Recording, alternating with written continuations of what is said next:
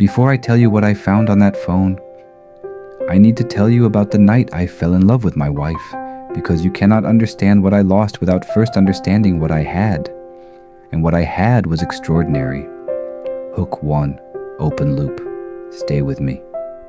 Because what happens at the end of this story, what I discovered in month 4 of my 6-month silence, is something I was not prepared for. Something that changed everything I thought I understood about the woman I had married. But we are not there yet. First, the night on the roof. My name is not important. Call me David. I was 27 years old, working 60-hour weeks at a construction firm in Dallas, Texas, convinced that if I just kept moving fast enough, I could outrun the particular loneliness that comes from building a career at the expense of everything else. I was at a birthday party I almost did not attend, a colleagues' gathering at a rooftop bar in uptown Dallas, the kind of place with string lights and overpriced cocktails and a view of the city skyline that made everything feel slightly more cinematic than it actually was. I had been there for exactly 40 minutes, said hello to the people I knew, and was already calculating how soon I could leave without being rude. And then I heard a laugh from across the roof. Not a polite laugh. Not a careful, socially calibrated laugh. A real one. Loud and unguarded and completely unself-conscious, the kind of laugh that belongs to someone who has never once worried about whether laughing too hard makes them seem uncool. I turned around. She was standing near the railing with 2 friends, holding a glass of white wine, and she was laughing at something one of them had said with her whole body. Head tilted back, one hand over her mouth, shoulders shaking. I did not approach her for another hour. I just watched her from across the roof, feeling something I had not felt in a long time. The specific quiet pull of someone who made the rest of the room seem slightly less interesting by comparison. Her name was Claire. She was 25, finishing a master's degree in marketing communications, and she had the kind of directness in conversation that I found immediately disarming. She asked real questions and listened to the actual answers instead of just waiting for her turn to talk. We talked for 3 hours on that rooftop. The party wound down around us. The string lights stayed on. The city glittered below. When we finally said goodbye at the elevator, she handed me her phone to put my number in. I typed it in. I handed it back. She looked at it. "David," she said, "you spelled your own name wrong." I had typed David. She laughed. That laugh again, right there at close range. And I thought, standing in that elevator lobby with the city behind us, I would spell my own name wrong every day for the rest of my life if it meant hearing that laugh. We had our first date 4 days later. We fell in love over the following 6 months in the specific way that people fall in love when they are both old enough to know what they want and young enough to still be surprised by finding it. Long dinners that turned into long walks that turned into sitting on her apartment steps talking until 2 in the morning. Weekends driving nowhere in particular, stopping at roadside diners for pie, arguing pleasantly about music. The first time she stayed over, she reorganized my kitchen cabinet while I made coffee, and I stood in the doorway watching her and thought, "Oh, so this is what it feels like." I proposed 2 years later on a hiking trail in Colorado. I had the ring in my jacket pocket for the entire 4-hour climb, convinced with every step that I was going to drop it into a ravine. I did not drop it. She said yes before I finished asking. We got married on a Saturday in October under a canopy of string lights in her parents' backyard. Her father cried during his toast and pretended he had something in his eye. My best man forgot the rings and had to sprint to his car. It rained for exactly 11 minutes during cocktail hour and then stopped, as if the weather had made its point and was satisfied. It was imperfect and warm and completely ours. That is what I had. For 10 years, that is what I had. And then, on a Wednesday evening in March, I found a phone that was not mine, and everything I just described to you began to feel like a story someone else had lived. The phone was on the kitchen counter, near the bread box tucked slightly behind it, as if it had been placed there in a hurry and not quite hidden enough. I had come downstairs for a glass of water.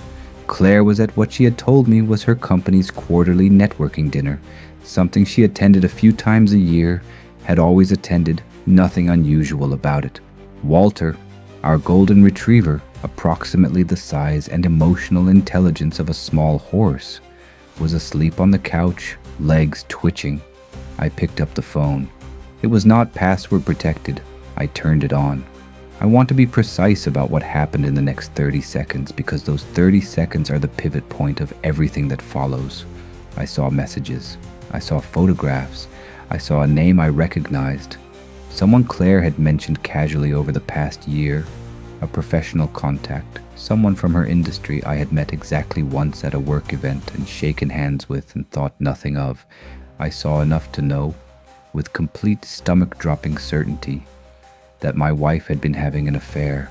I saw enough to know it had been going on for at least a year.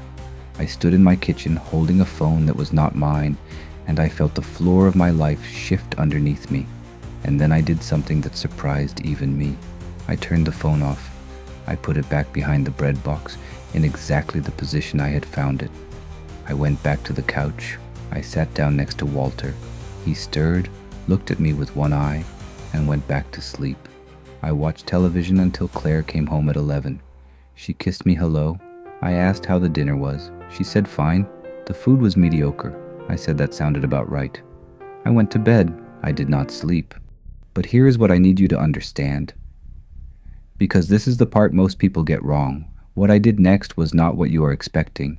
I did not confront her. I did not pack a bag. I did not send an angry message to the man whose name I had seen on that phone. What I did was open my laptop, create a new document, and title it Project Clarity. And I began to plan. I am a project manager by profession, 11 years at a construction firm. I have managed builds worth tens of millions of dollars. I have navigated contractor disputes and supply chain failures and city permit nightmares, and the specific chaos that happens when it rains for 3 weeks straight during a poor schedule. My entire professional existence is built around a single principle. You do not make a major decision in the middle of a crisis without first establishing what you know, what you do not know, and what the documentation says. On that Wednesday night in March, I had 30 seconds worth of information about a situation that had been developing, apparently, for over a year. I did not know the full financial picture. In Texas, where we lived, community property law meant that what had been spent during our marriage on anything could matter enormously in a divorce proceeding. I did not know the extent of what had happened. I did not know what promises had been made or broken, what had been said about me, what shape our life looked like from the outside of it. I needed to know these things before I said a single word, not because I was cold, not because I did not care, but because I had watched people, friends, colleagues, family members, make the mistake of reacting to the loudest version of their pain before they understood the full situation. And I had watched those reactions cost them. In divorce proceedings, in financial settlements, in the simple, quiet dignity of being the person who handled an unbearable thing with their head intact. I was not going to make that mistake. So instead, on a Thursday morning, I called a family law attorney. Hook 4, tension build. What she told me in that first meeting, sitting across from her in a quiet office with a box of tissues on the table that I did not touch, set the direction for everything that followed. And what she told me about what I needed to find, about what was hiding in our shared financial life, was something I had not expected. The attorney's name was Margaret. She had been practicing family law in Texas for 19 years.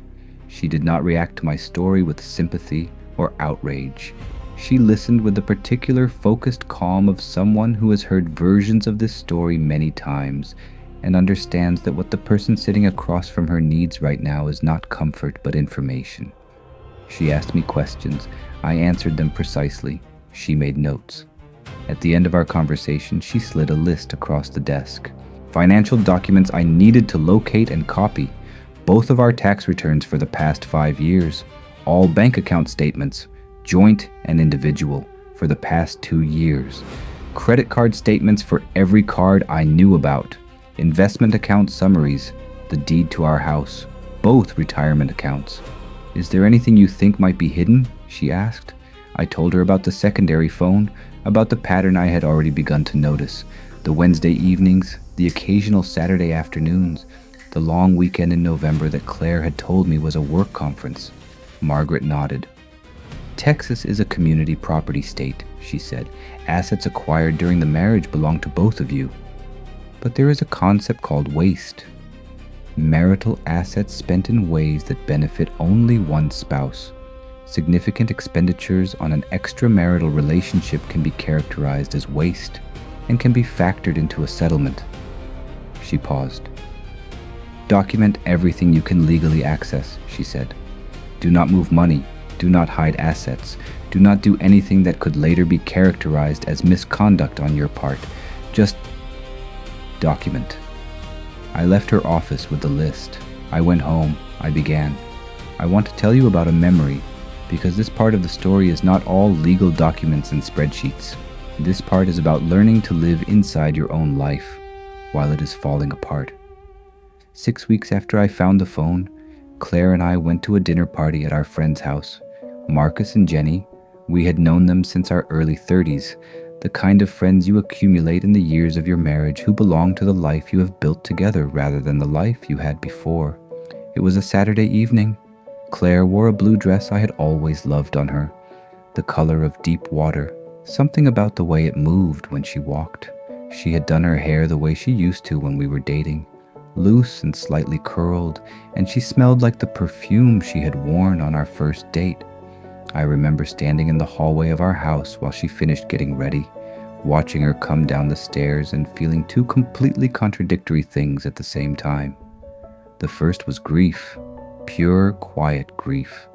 The recognition that this woman in this dress, on this staircase, had been the axis of my world for 10 years, and that axis was quietly, secretly, irreparably broken. The second was something harder to name, a kind of fierce, protective tenderness, not for what she was doing to us, but for what we had been, for the version of this moment that existed in every year before this one, when coming down those stairs meant something it no longer meant. I offered her my arm. She took it. We went to dinner, and I smiled at the right moments and laughed at the right jokes and watched her across the table laughing at something Marcus said. That laugh, still that laugh, unchanged and unaware, and I thought, I am going to grieve this for a very long time, but I am not going to do it out loud, not yet, because in month 4, in July, 4 months into my 6 months of silence, I found something in our financial records that reframed everything I thought I understood about the affair. Something that told me this was not just about loneliness or distance or the slow drift that sometimes happens in long marriages. This was something else entirely, something calculated. Let me tell you about the credit card. In the 3rd week of my documentation, going through our household files, a task Claire had always left to me, the detail-oriented one, the one who kept the filing cabinet organized by year and category, I found a statement for a credit card I had never seen before.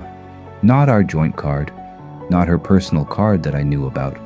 A 3rd card, in her name only, with a credit limit of $15,000. The statement I found covered the previous month. I found the folder containing the previous 11 months shortly afterward, filed carefully behind a folder of old utility bills in a section of the cabinet I rarely accessed. I sat on the floor of our home office for a long time, going through those statements page by page. The charges told a story.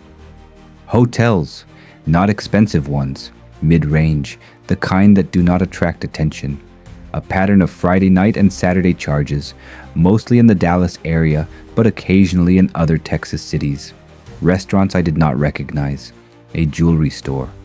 3 separate charges over 8 months, each one between $300 and $800. There were also charges I could not immediately categorize.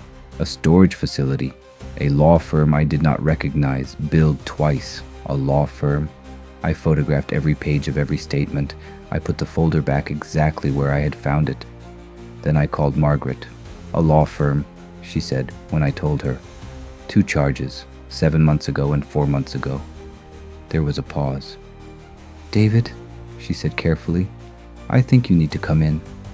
I went in the following Tuesday. Margaret had done some research in the days between my call and our meeting. The law firm whose name appeared on those credit card statements was a family law practice in Dallas. Claire had consulted with a divorce attorney 7 months ago, and again 4 months ago. I sat in Margaret's office and absorbed this information with the particular stillness that comes when something you were not prepared for turns out to be true. She was planning this, I said. It appears she was gathering information, Margaret said carefully. That does not necessarily mean... She was planning this, I said again, not a question. Margaret was quiet for a moment. Then, what it means, practically, is that she has already had legal counsel. She may be further along in her own planning than you realized, which means your documentation, what you have already gathered, is more important than ever. I drove home that afternoon in a kind of clarity that felt almost peaceful in its completeness. The affair I had been grieving, the complicated, ambiguous, perhaps it was loneliness version of events I had been quietly constructing in my head over 4 months, rearranged itself into something sharper and more specific. This had not been a mistake. It had not been a gradual drift. This had been a plan, and I had been, without knowing it, living inside someone else's timeline. The question was, what was I going to do about it? What I decided, sitting in the driveway of our house that evening, watching the lights come on inside as Claire moved through the kitchen. What I decided changed everything about how the next 2 months would unfold. And it was not what I expected myself to decide. I decided to wait. Not forever, not much longer, but a little longer. Because I now understood that I was not the only person in this house who was keeping secrets. And I needed to know, before I said a single word, exactly how much of our shared life had already been quietly, carefully dismantled without my knowledge. I went back through the financial documents with new eyes. Our joint savings account. I pulled the full 2-year statement and went through it, transaction by transaction. Over 18 months, there had been a series of transfers to an account I did not recognize. Small amounts, never more than $500 at a time, spaced out across weeks and months so that no single transfer would draw attention. Individually, they were invisible. Together, they added up to just under $14,000. I added this to the documentation.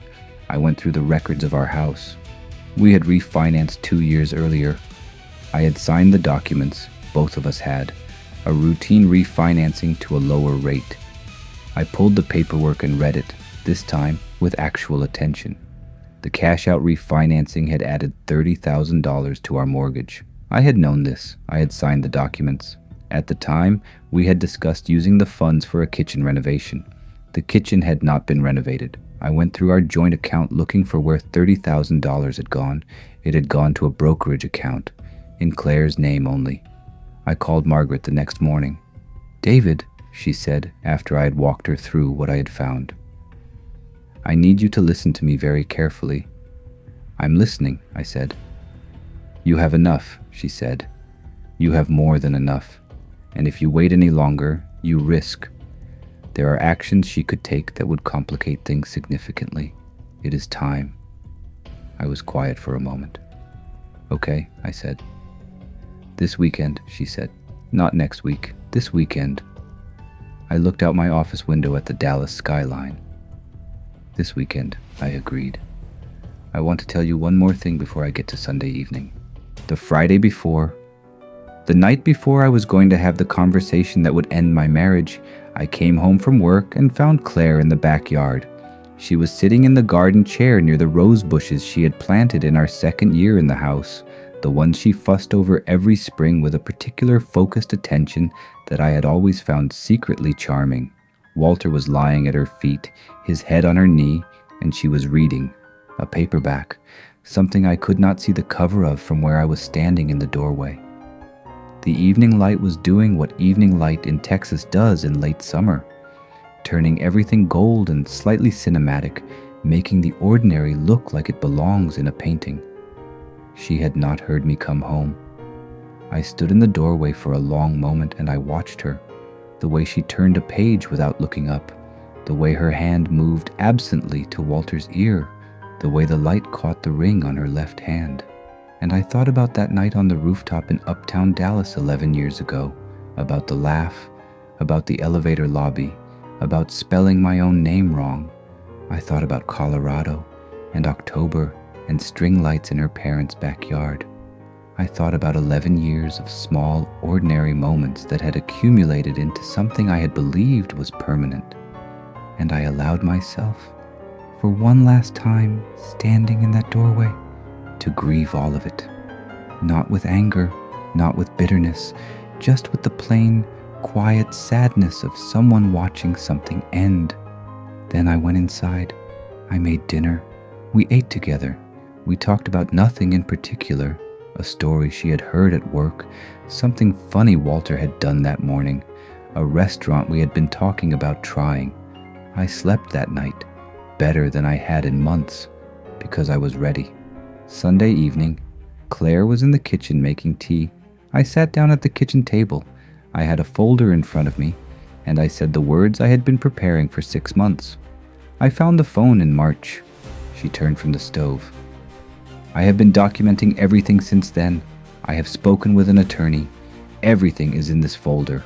The financial records, the timeline, the transfers, the brokerage account, the credit card statements.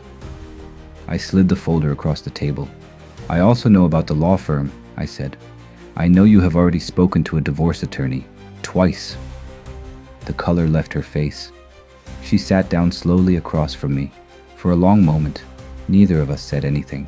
Walter, reading the room with the uncanny emotional accuracy of a very large golden retriever, came and sat beside me and pressed against my leg. How long have you known? She said finally.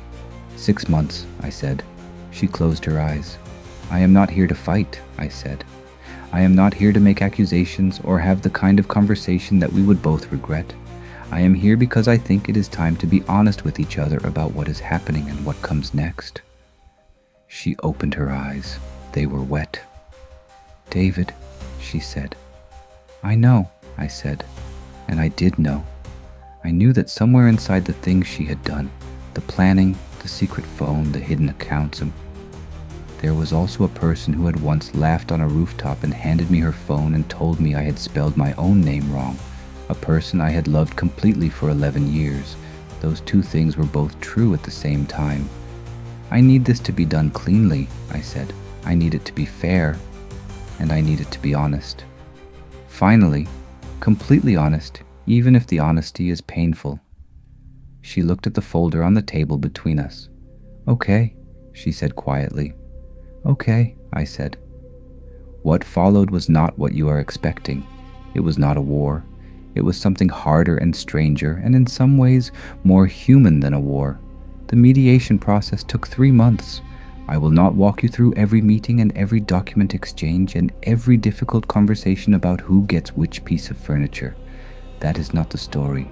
The story is what the documentation made possible.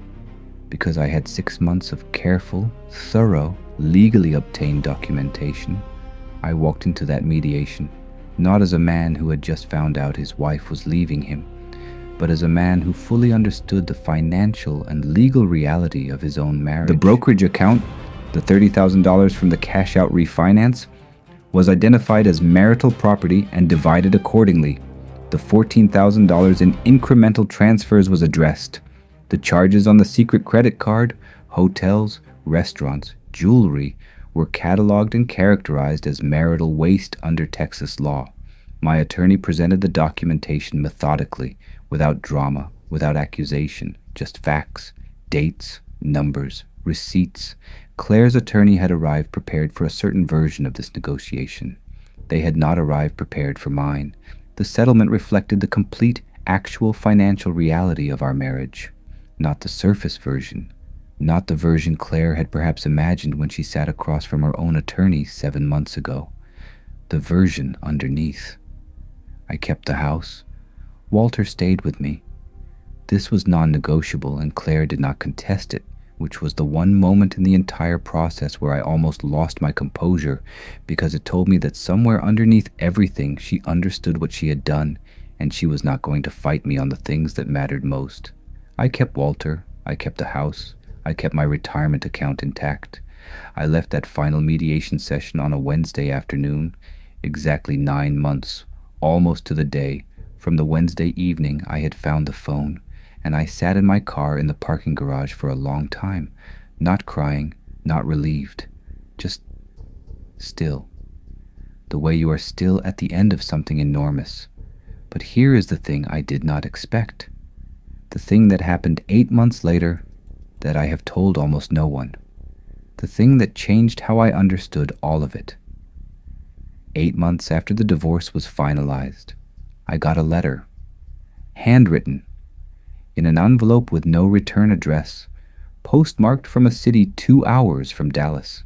I opened it at my kitchen table on a Sunday morning, Walter asleep at my feet, coffee going cold beside me. It was from Claire, not a legal document, not a request for anything, just a letter.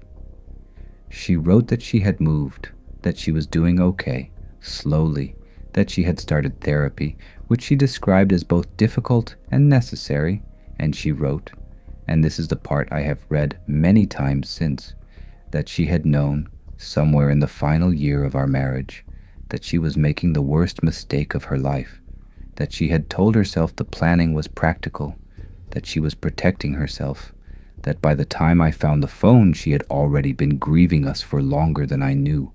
She wrote, I think I was afraid of how much I would hurt you.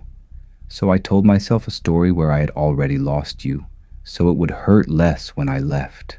I was wrong about almost everything. She did not ask for forgiveness. She did not ask for anything. She just said, I hope Walter is well. I hope you are finding your way back to something good. You deserve better than what I gave you. I sat with that letter for a long time. I put it in a drawer. I thought about the rooftop, the laugh, the elevator lobby, Dvid.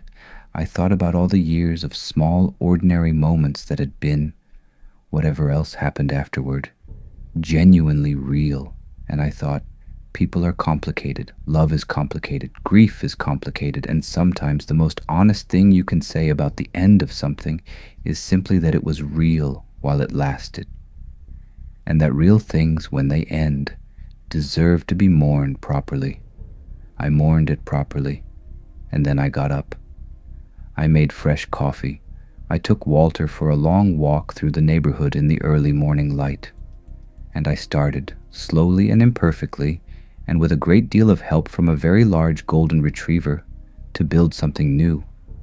I want to leave you with something practical, because if this story found you, if something in it resonated with a situation you are living right now, I want to give you something useful to take with you if you suspect something is wrong in your marriage.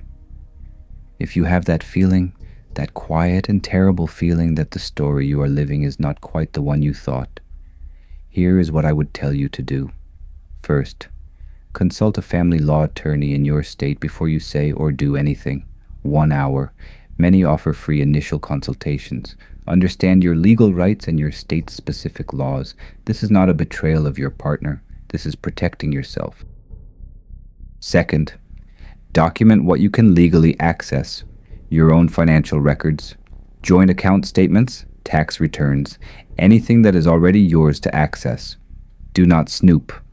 Do not illegally access accounts or devices, but look carefully at what is already in front of you.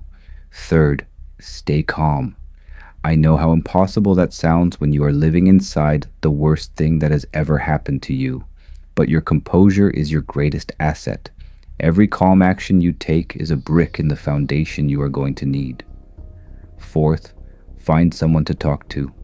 A therapist, a trusted friend, someone outside the situation who can hold the weight of it with you without it affecting the legal and practical decisions you need to make. I did not do this well in the beginning. I wish I had. And fifth, let yourself grieve, not at the expense of the practical things, but alongside them. The grief is real. What you lost was real. You are allowed to mourn it properly. The documentation is not the opposite of love. It is what you do when love has already ended, and you need to find your way through the ruins with your dignity intact. If this story resonated with you, If you have been there, or you are there right now, drop a comment, tell me your story, or just tell me you are okay. I read everyone. Subscribe for a new story every single week. Stories about people who stayed calm, who documented, who waited, who grieved, and who found their way back to solid ground. Thank you for spending this time with me. Take care of yourself tonight. I will see you next time.